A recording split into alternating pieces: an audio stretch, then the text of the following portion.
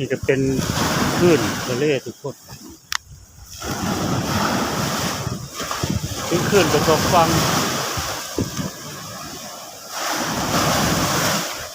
คลื่นกระทบฟังของริมฟังเป็นน้ำทะเลที่กระทบ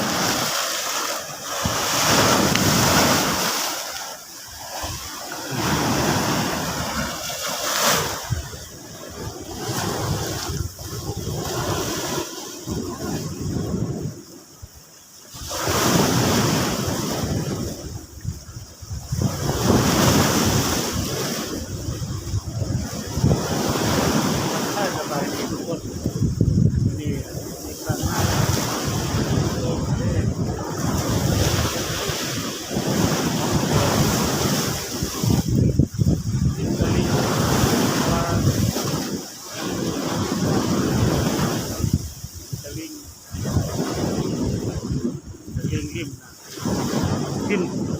น้ำทะเล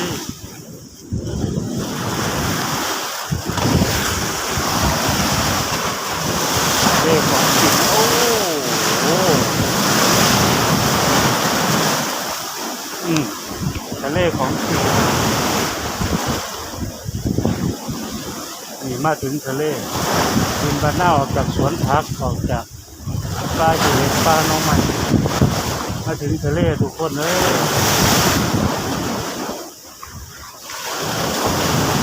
เดิน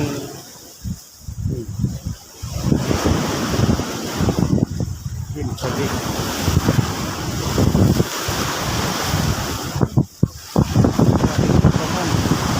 เป็นพวกหาปลาขนาดเล็กข้าวพวกโอ้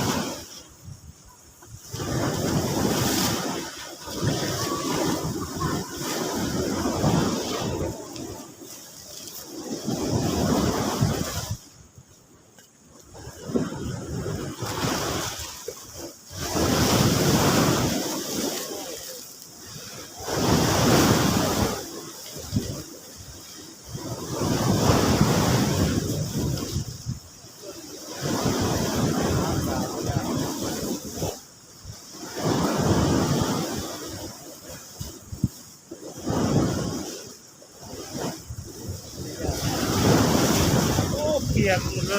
ยโอ้เปียกโอ้เปียกหมดเลยขึ้นสาดก็ไม่ใส่เปียกเลยโอ้เปียกเลย